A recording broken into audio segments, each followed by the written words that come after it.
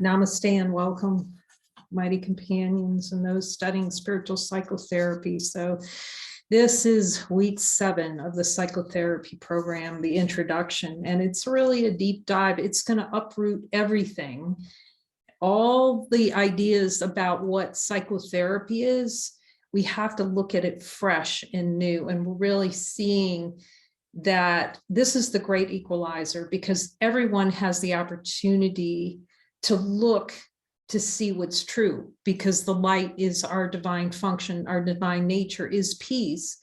And then anything that's not experienced as peace, then that's a desire for an experience that's not divine function, divine nature. Whereas it just seems like things happen to us in the world, in the play of consciousness. It's as though, oh, something just happened to me. And this is to see the world without the me, is to see everything in perfect innocence. So I'm going to go back to the Joining in Light Miracle worksheet, which you've been working with a partner or coming to the joining circle so that you can have an experience. It's really not until you see the relishing, how these desires are relished and really wanted down there, and how much you really like them. But it's so valuable because the ego is going to fight seeing that pain and suffering are relished, but it's such a direct way out of the pain and suffering of the world.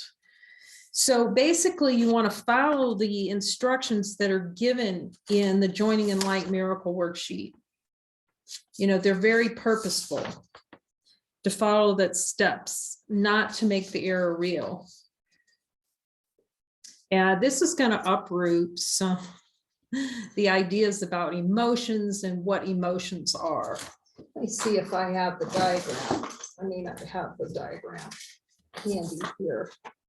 I'm going to get a copy of it and keep it right here of the diagram, the desire diagram, the crazy dream bubble diagram. But if you refer to the crazy dream bubble diagram, you'll see that there's light and then a ring of desire on the outside. So we've been through that and you've watched the videos on that.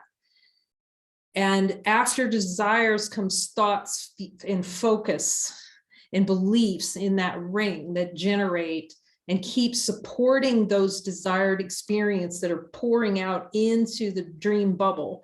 And then out of beliefs come emotions.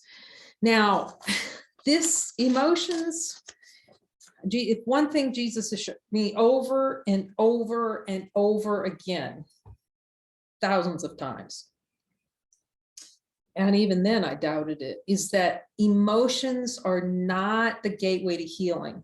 Releasing emotions are not the gateway to healing. You know, when you release a suppressed emotion, okay, what's suppressed is the memory of the decision to deny divinity through desired experience, to shut light out of awareness. That is what is suppressed. You have to really know what's suppressed. And then through that suppression, these desires arise, and then you can look at the desires, and they're described in this worksheet that's been revised as they're like the fuel on a fire.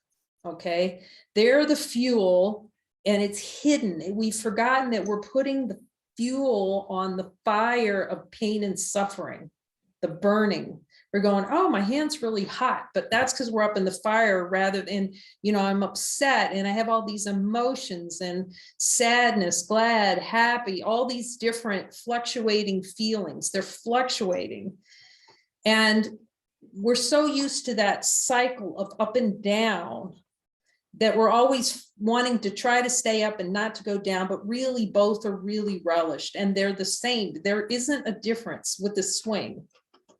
Once you've noticed that, recognize that light is here, you may not, the big challenge is not that the light's here, not that it can't be recognized, not that you can't have a spiritual awakening experience, because there are plenty of spiritual awakening experience. Oh, I recognize that I'm everything and there isn't anything other than totality. There's no separation, but the experiential, the experience will be different. And the emotional swings that go along with that plane in consciousness will remain. And I've talked about this before, where there's a beautiful spiritual teacher. He was a monk for many, many years. And he had he was a Trappist monk, and he had a spiritual awakening experience that was extreme. It was so extreme. He saw that there was one and the totality, that he started teaching. His website was beautiful. I had a mystical experience just reading this website. But he was constantly typing in his blog, or in Facebook actually, about how horrible things are and terrible they were, and how much pain he was in. The reason for that is that the healing had not been gone all the way. You can see who you are without being fully healed. The healing meaning the only test of spiritual awakening is a consistent state of peace of mind and joy, because that's the natural state. So anything other than that is a desire for something other than that. We've talked about it. It's a desire for pain, suffering, and illness. And it's unwillingness. And then he was trying all these different plays in consciousness to try to make himself better and to change form. And we have to see that you can do whatever you want to change your form. You can move to a different location. You can chop your body up. You can do facelifts. You can do anything, but without seeing that it's not about changing the form. It's about changing your mind about how you feel, to cease to invest in these desired experiences. So we're going to start talking about the practical implementation of this. And this is really where your own experience with going very deep with these desires to release them, and that is really the only way you're going to be very helpful in these settings. If you want a whole new way of seeing with those that come, and to be in full service with them, first of all, releasing the desires helps with the hearing of that voice for God, the voice of wholeness. Just checking the dog, make sure what he's eating here, not chewing up something about. Okay, so the first, so that's the first thing, is learning to listen and having the direct experience. It is a watershed moment when you see within your own mind how much you just love pain, or just love, like up here it's complaining, this is really horrible, but when you go down in the subconscious mind, you see, man, I love this. I am loving this so much. I love this so much more than, and you'll ask, do I love this more than God? And you will hear a yes to that. And you'll hear yes to that many times, and you'll still see that you'll be in the play of consciousness. That is how much we're addicted to pain and suffering. Even when we go down in the subconscious mind, we see it's a desired experience. We see that we can change our mind and no longer have experiences, but there's so many fragments that have been generated that need to be looked at. Because we're certainly powerful enough, we're infinite, just say, look, I'm not indulging that anymore. It's just the probability of that happening is very low because of the addiction is very strong. It's the same like for alcohol. How many people just stop alcohol and never have it again? Few, because it's, or drug addiction, it's just because it's relished.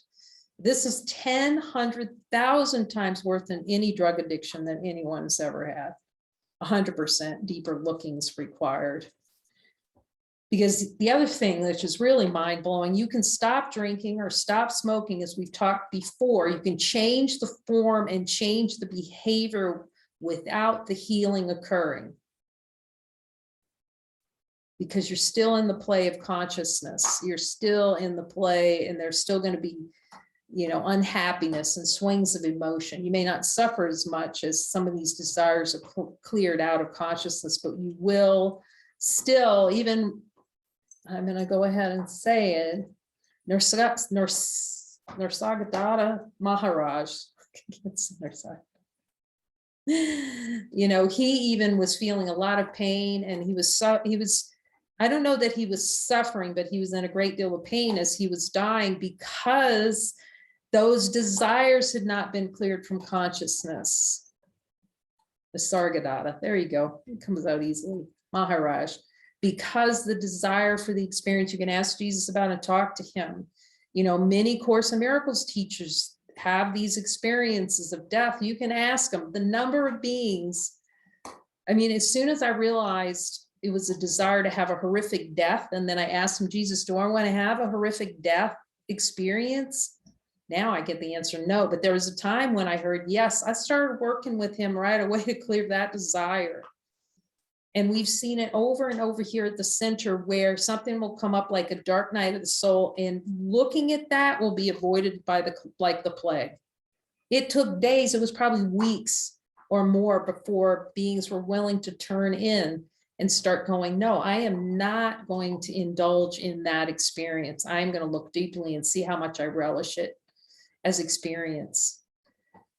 So it takes a lot of determination, because of the determination of the play of the ego, to keep these experiences in play and then act like, oh, I don't know what happened. I don't know why I'm, you know, these horrible things are happening to me. They're happening because there's a desire for an experience of a horrible experience. And this is the only way. It's the great leveling field. Because how does it seem in consciousness that some beings have different happiness, or you know, it's different, or someone gets a better deal? But when you look at the truth, nobody's getting it who believes in the ego is getting a better deal. It's a horrible deal. It's this constant peddling to have more pleasure and less pain. It's a treadmill, a hell treadmill, rather than going, okay, I'm desiring this. I can see that I'm desiring, denying God and pushing God out of my awareness. Now I can look directly to release these things. I can look directly with Jesus. And this is step one. Step two, if you want to completely have a clear mind, totally peaceful state of being, then you really have to follow guidance. So that's kind of part two of spiritual psychotherapy. It's essential, but we'll start with this to learn to hear the voice.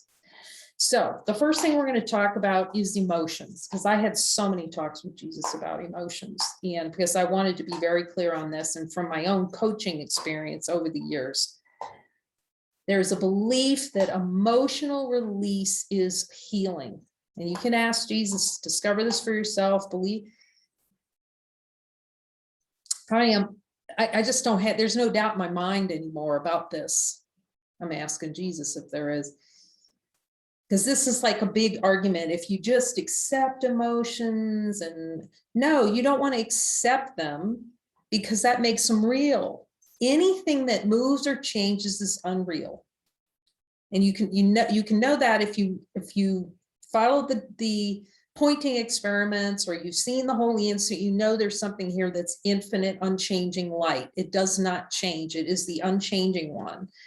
That is who, that's identity. And then anything that moves and changes is not that. What's not accepted is that is identity. That's what all the desires are denying. Okay, so again, if you look at the chart, and of course we'll send the link again this week so you can look at it again. You can watch a little short video on it. There's all the light, and then there's a ring of desire. And as desires pour in to hide from the light, okay, and start populating a subconscious mind, then out of that comes thoughts and beliefs, and out of beliefs become emotions are driven. So as soon as you're looking at emotion, you're so deep in the dream. You are deep in the dream.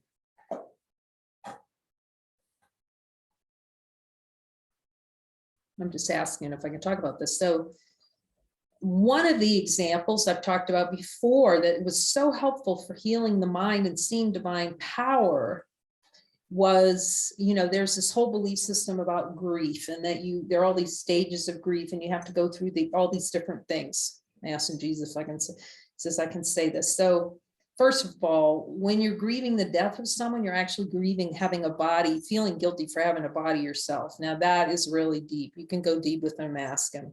When you start seeing that you have guilt over breathing, you're really getting somewhere in the subconscious mind to clear the guilt over having breathing, you know. But anyway, so I was at my aunt's house, and she had just passed away, and I love my aunt, and so I was walking around the house looking at pictures on the wall and going, And you could see the thoughts that are rising, the storyline. I'll never see this again. I'll never see her again. I'll never be able to talk to her again. I'll never see this in her house. I'll never be to her house again. And so I was getting quite, you could just feel that rising upset. So I just said in my mind, I just said, there's got to be something else. So I just went and lay down, and it was like, I said a prayer, but what I can see is it was an invocation of divine power to immediately accept a correction, to go to peace, meaning to no longer choose this experience to generate pain within. This is how powerful our minds are. And I'm not, within 30 seconds, it was like less than that. It was like this fizz, and I was completely at peace over my aunt. And then the next day, I just had a little moment where my cousin was showing me a ring that was hers and asking me, did I want it? I'm checking to see if there's anything on that. My aunt wouldn't want me to be upset. No one who loves someone else, who leaves this earth, is looking for someone to be upset. And the same thing, I just somehow, I could see the power that there was a decision to make in my mind. I didn't realize it was a decision in my mind. Now I understand it. This is the power of accepting the correction. And my mind went to peace. And ever since then, I have never had one moment of unhappiness with my aunt. This is why I'm saying the healing does not come from all these emotions arising. It does not come from that. That is, it's a time sink. You'll lose, if you want to save time, you'll find the desire underneath it. Like Jesus was giving the example, the fuel for the fire of emotion, like a logs on a fire, is your hand deciding to have to hide from yourself that you don't want divine light and have a desire for something other than divine light. And you put the fuel on the fire and the fire comes up, that's the emotion, and it's burning and it's hot. And it's going into the fire and saying, if this fire, burns out. No, you take the fuel off the fire and you've got no fire burning. That's how emotions work. So we're going to get into emotions because they can arise and they're not to be judged, but they're not, some even spiritual teachings are teaching that you accept the emotion. No, you don't accept it. You look under it. What's under this? What is under it? You don't judge it, but you don't like, oh, I'll just sit here and accept. No, there's no requirement for that. Like I said, Jesus, there it is.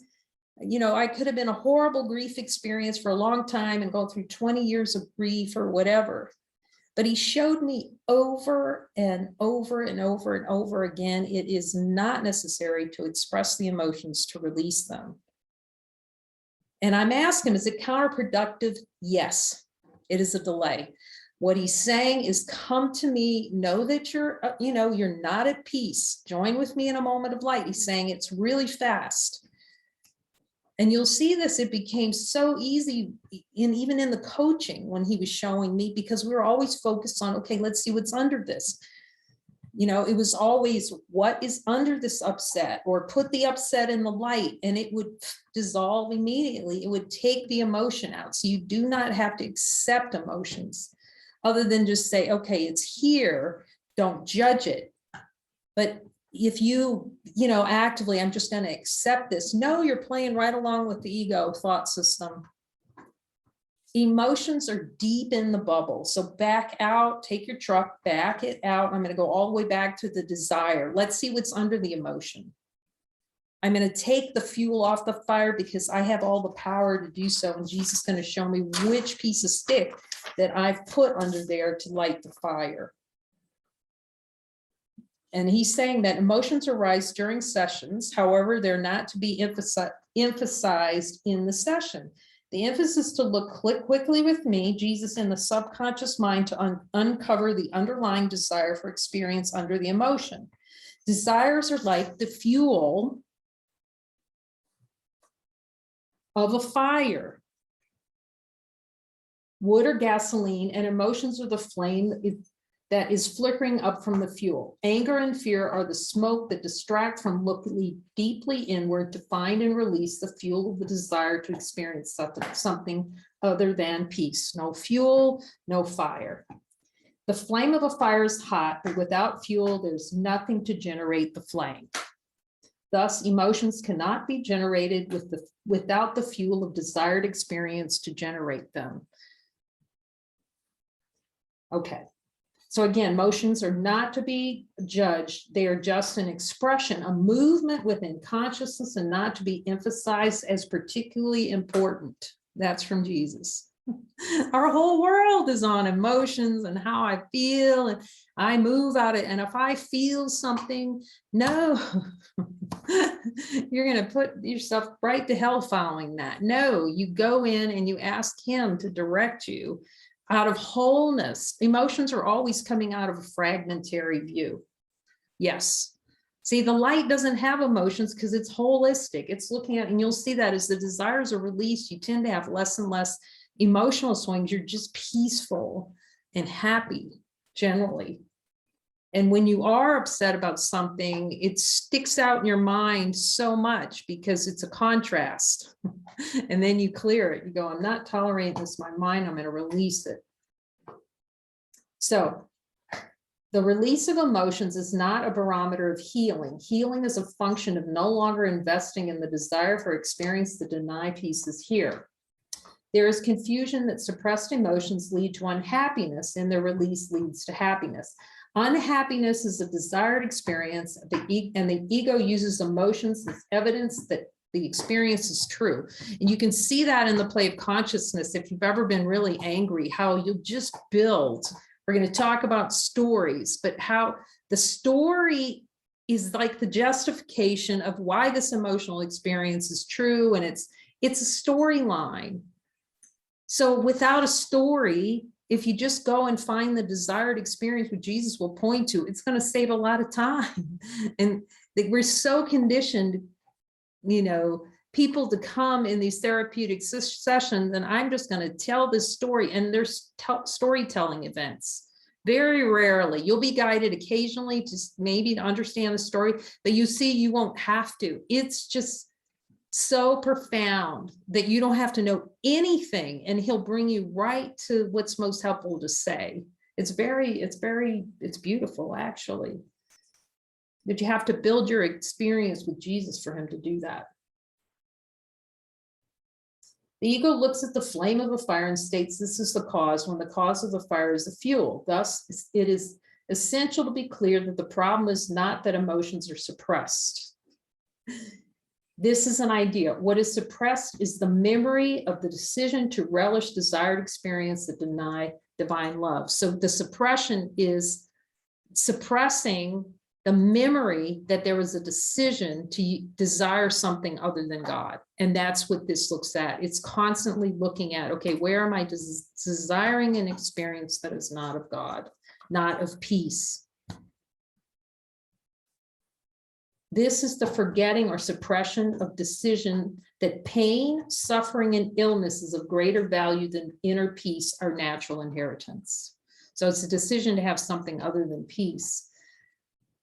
This is the only way it makes any sense. This is the great leveling field that anyone can choose to clear desires and be at peace. Everyone has equal opportunity to see this. It is this hidden decision in the subconscious mind, this is point 10, to relish something other than divine love that must be released for true healing. And this is very humbling. And the only way you can see this for yourself is to go in the subconscious mind, let him show you how much you love desires. And then when, you say something like, is this heal, am I ready for a miracle, which is to change my mind that suffering or pain has value. And then you hear him say no. And you realize, no, I don't want to release this. I really like this. And then he shows you that you think through suffering or through pain, you can get peace, or you get power over God, or you get some kind of secondary gain. It's illuminating. It's illuminating. And you'll see over and over that you will still choose it over and over to suffer and be at pain, unless you're really dedicated to going with him and releasing all of it. But that's what that decision to deny the peace that's already here, that's what needs healing. It's to no longer desire that.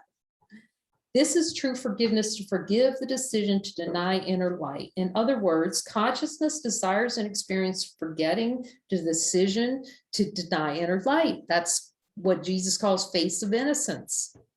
It's the talking head going, oh, this is terrible, and all the pain and suffering, and it tells stories about pain and suffering and 9/11, and it's embroiled in the storyline of anything other than admission that peace is here.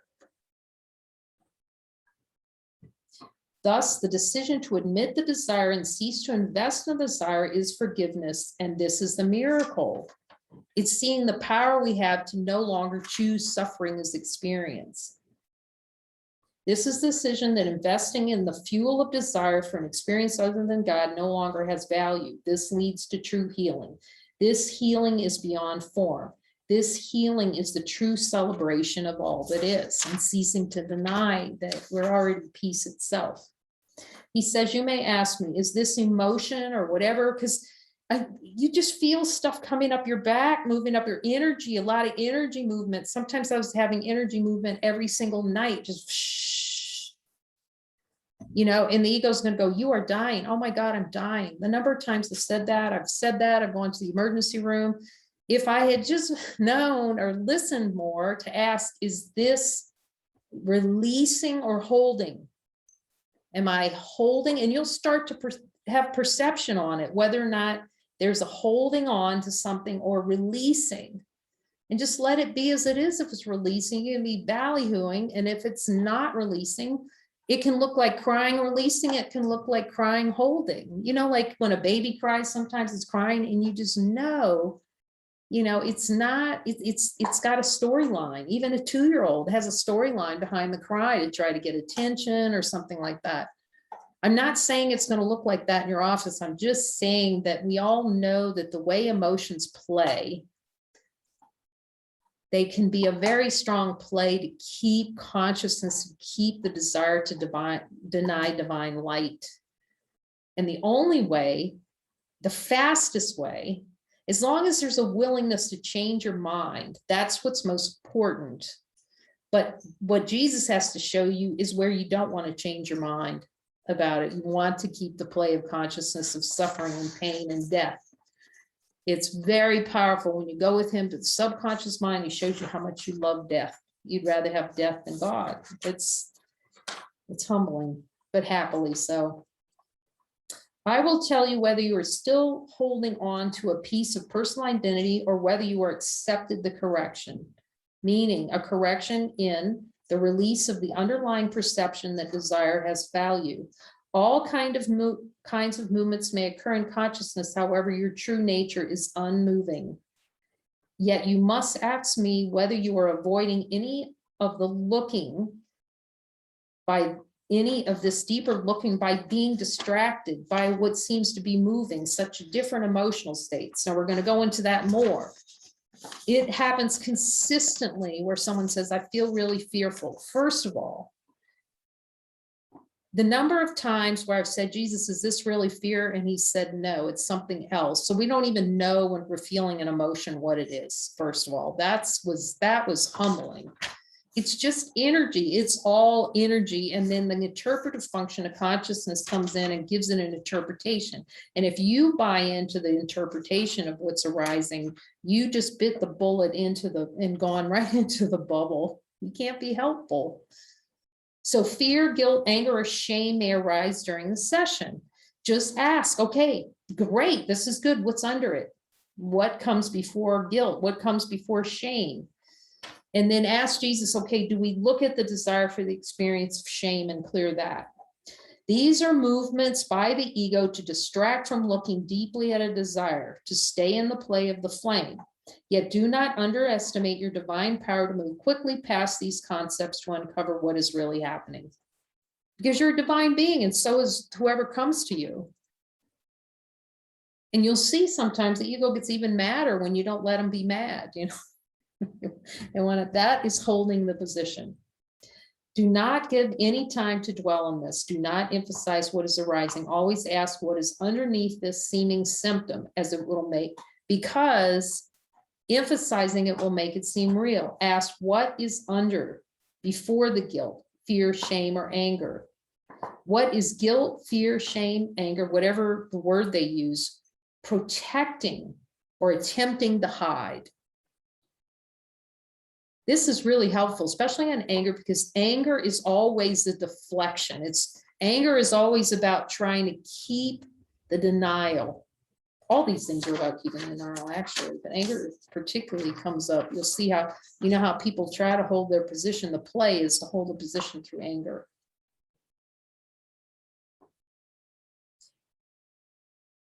If you keep looking deep enough at desires below each of these and how they play in consciousness as a distraction, you will break the habit invested in these experiences.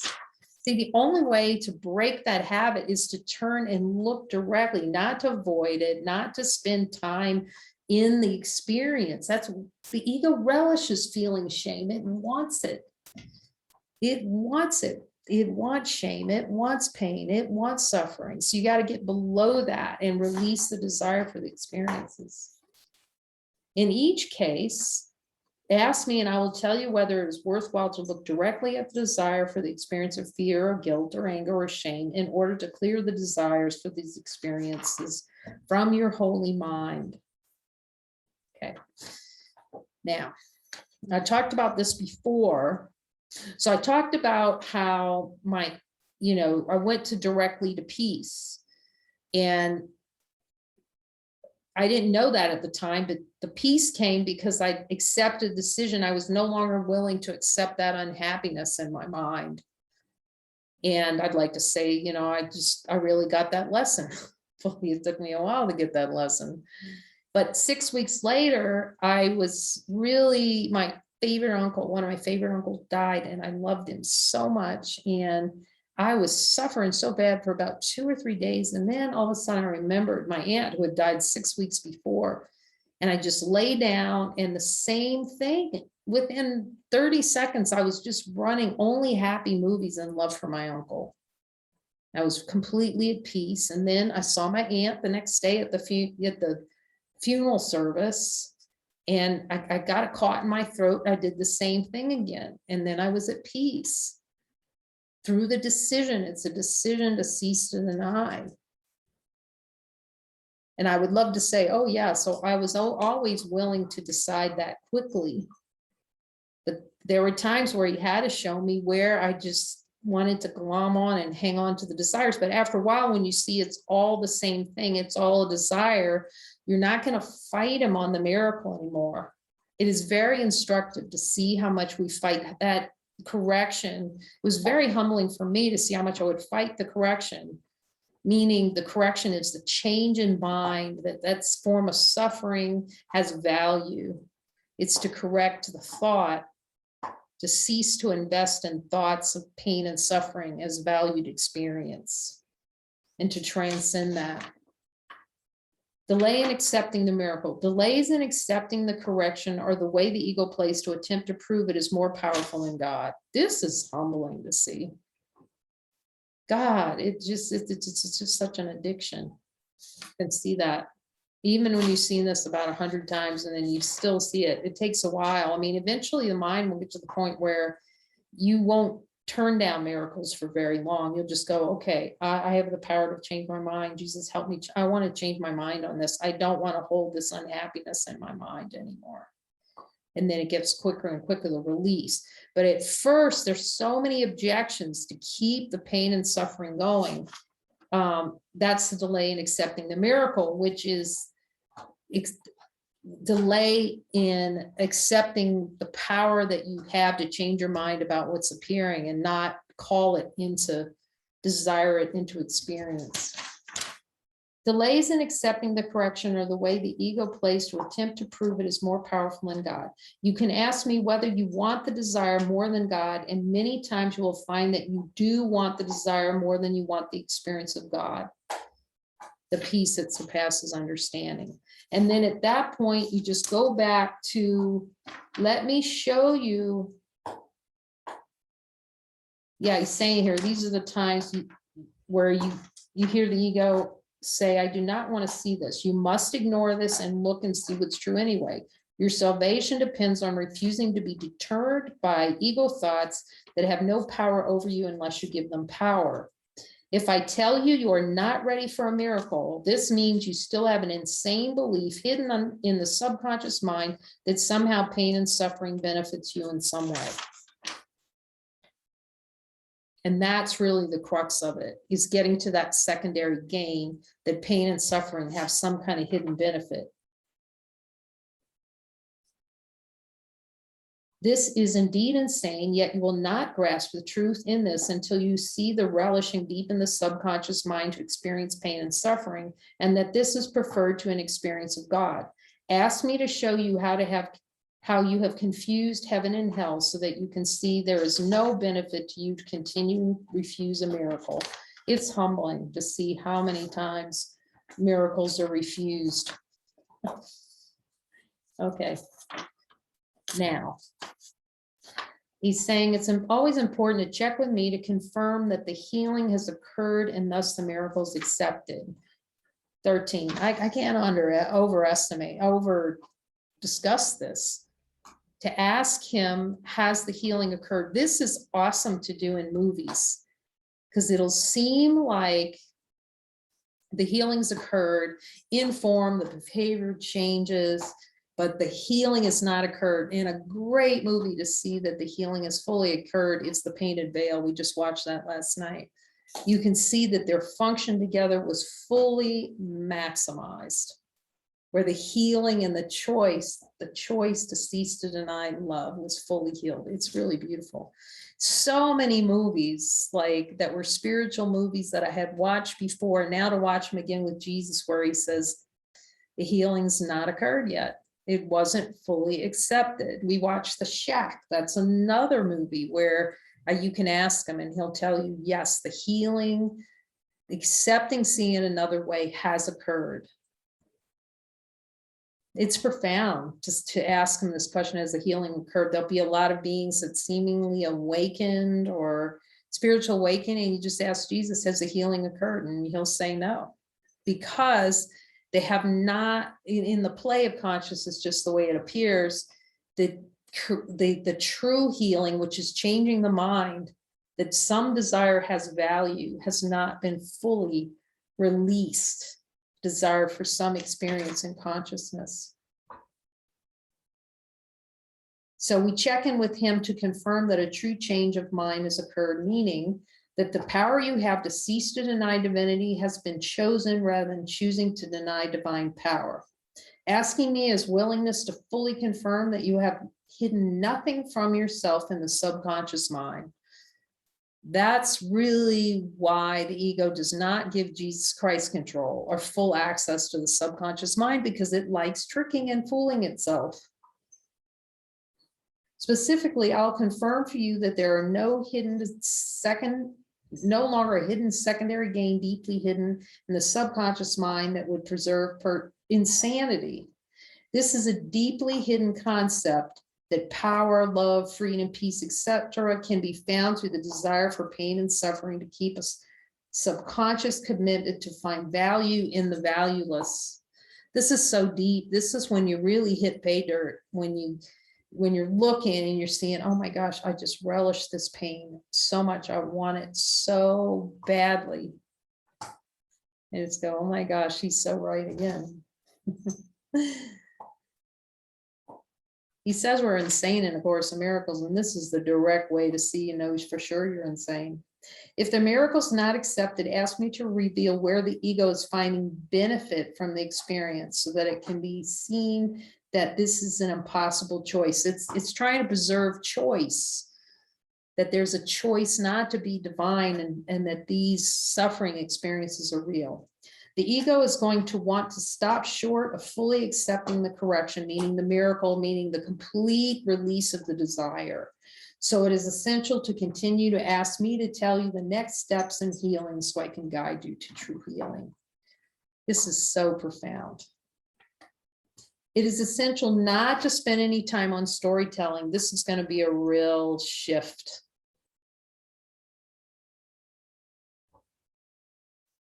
And It's just what it is. You're gonna have to ask him. You'll just find you won't need to know much story at all to be able to get to the underlying, because he'll tell you what it is. You'll be just amazed. This is delay. Storytelling is always delay. You must remember what your function is. It is to recognize that you are upset and then ask me for the correct interpretation and reveal the underlying conditions for the upset. It is helpful to admit you desire to project the upset outside yourself, on a brother, onto the world, onto me, onto God. That's really what the training is, to get to the point when you're upset going, oh my God, I really want to project this on my therapist. I want to, I want to push it outside myself and just admit that and go, but I'm going to look this way and go back into the subconscious mind. Onto me, he says, there's a lot of projection around here. Onto Jesus, I did it myself. And onto God. Yet unless you break this habit of projection to fulfill your fantasies, it's trying to fulfill fantasies, you will be stuck in the seek and do not find function. See, when projection is just to seek out into the world for a solution to a problem that never happened, that someone else did something. There's only one, so no one else did anything. There's just a choice to play like someone did something.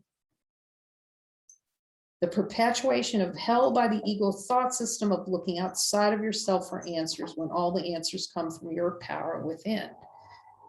Accepting responsibility for the mind, the choice to deny, accepting that responsibility. That's what the argument is. When we don't have perfect peace, we're in the argument of not wanting to be responsible, the choice not to have peace. Learn to ask me quickly to tell you what the underlying conditions, desires are that lead to the upset. You will quickly learn that stories are a distraction and a delay from the immediate power of deeper looking. So this is just for speed, not to spend a lot of time on the emotions, dwelling on the emotions. Look under them. What's the desire? What's the desire? And soon you'll realize you just won't have a lot of emotions. That some people think that's horrible. They want to preserve their emotions, but emotions are in the bubble. They're in the dream bubble. Peace of mind, consistent happiness is the only reality.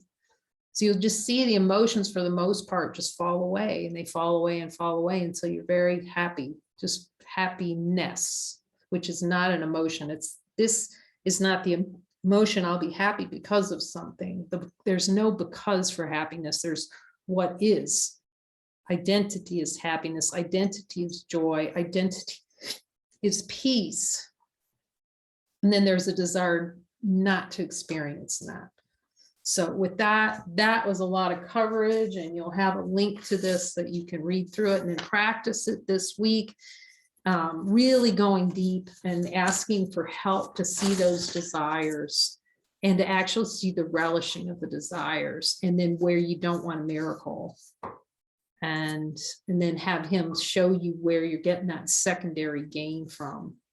It's all very powerful. It's a great way to peace. Sending love. Keep on looking.